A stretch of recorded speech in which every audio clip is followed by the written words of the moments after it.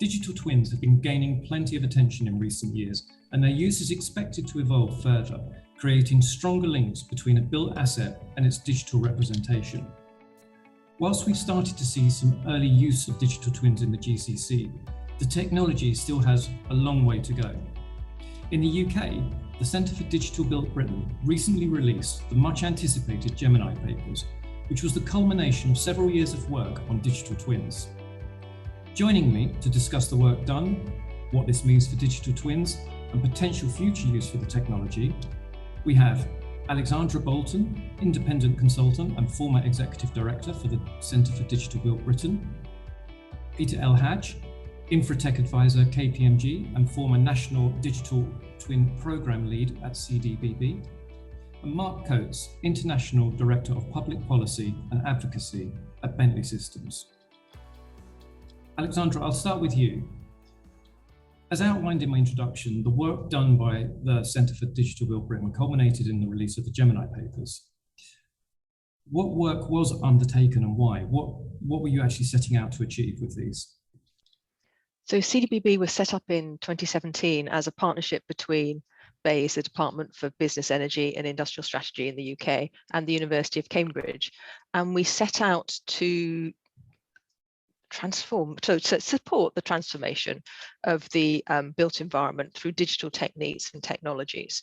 And we were really clear that this isn't just a technical issue, it's a socio-technical issue. So we need to be looking at technologies, but we also need to look at the skills, the legal framework, how it affects people living and working within that built environment.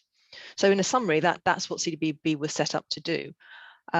We looked at creating a vision for the built environment. We were very clear that the built environment had been put together almost piecemeal. We looked at our individual assets, and working with a big group of business leaders, came up with a vision where the built environment's specific purpose is to enable people and the planet to flourish together for generations to come.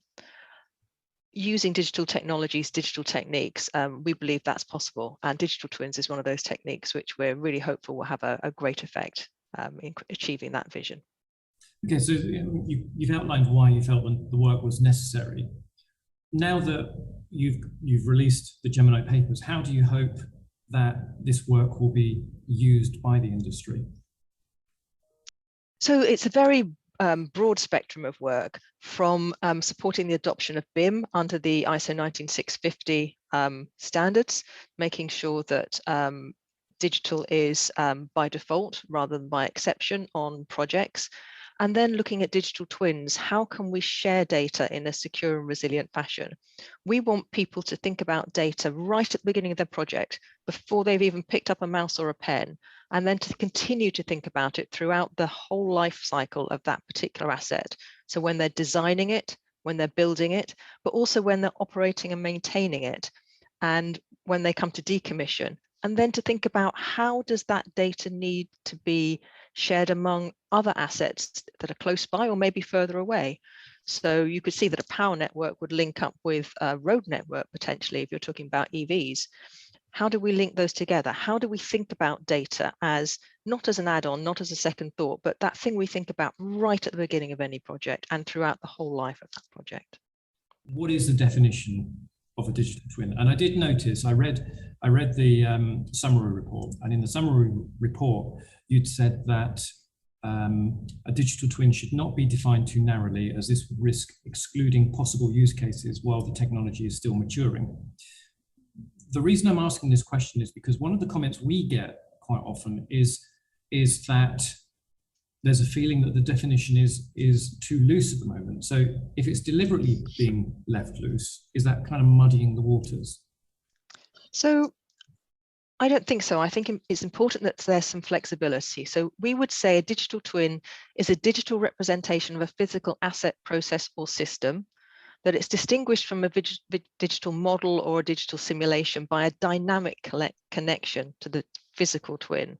So you have your physical asset, you have your cyber asset, you get data from the physical to the cyber, and that's where you make sense of the data and you start to make decisions, and those decisions make interventions which go back into the physical world. So you're making better decisions with the data and feeding it back into the physical world.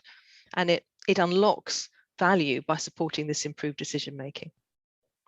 Peter, if I can bring you into the conversation as well. So taking and building on the comments and the words of Alexandra there, how do you make sure then that you get that balance right between having a definition that's strong enough against one that's loose enough so that you can really allow that freedom and that use of data, etc., within the industry? You know, how do you make sure that you encourage its use without, in a way, having it too loose so that people are not sure where to start? I think the use of the term has already spread out in the industry. The challenge arises when you have organizations defining it and sticking to a certain definition, which basically result to a challenge or a prohibition of sharing data between the organizations. I think the ways you can make sure that either you define it or you describe it as useful is to focus on the purpose of the digital twin. So what is it intended to do? So digital twins are at the end of the day are tools to help us manage the real world in a better way. And you can, depending on your use case, depending on your sector, depending on your scale. So if you're looking at the city, at a sector, or at a building, or at a product in a manufacturing line, you will have different scales. You will describe that and using different words. But fundamentally, the main essential thing is to have a clear purpose. So what challenge you are trying to solve, what problem you are trying to solve, and how you are approaching to do it. Because as Alexandra mentioned, in some cases, a digital twin could be, for example, reading one IoT sensor, putting it into taking it into the information value chain where you're taking that data into a decision and then intervening. But in other places, it could be leveraging big data from social media, from many types of sensors from different organizations. And obviously describing or defining these two will have to be different, which is why adopting a more of a, so describing that relationship between the physical world and the digital world doesn't exclude any definition. It's an inclusive approach, but also it has to be founded on a clear purpose. So purpose, I think, is key when it comes to digital twins. If an organization decides it's going to move ahead with a digital twin, and we're seeing, like I said, we're seeing some examples. We've got some examples in this region now of citywide digital twins and others of individual buildings. Now, much of what I read in the Gemini paper summary really talked about there being an ecosystem. So I think you were talking more about the citywide, but I'm sure this also applies to even somebody who wants a standalone building with a digital twin. What's the starting point? Yes, so I think when we're starting to talk about ecosystems of digital twins, and you're absolutely right, it applies at a building level where you have different, let's say, actors in the supply chains and operators, but also at city level where all sectors come together across economic infrastructure, social infrastructure, the natural environment. And where do you have to start in terms of enabling that ecosystem to connect? You have to create a way to do that connection. Now, the natural market growth approach is for each two organizations to come together and to define the rules of sharing data. So these would be technical rules, but also, as Alexandra mentioned, social rules. So what are the contracts in place? What are the ethical implication of that connection? Now, if we're looking at the city, the most efficient way to do it is for various stakeholders across the city to come together and agree on common ways to share that data.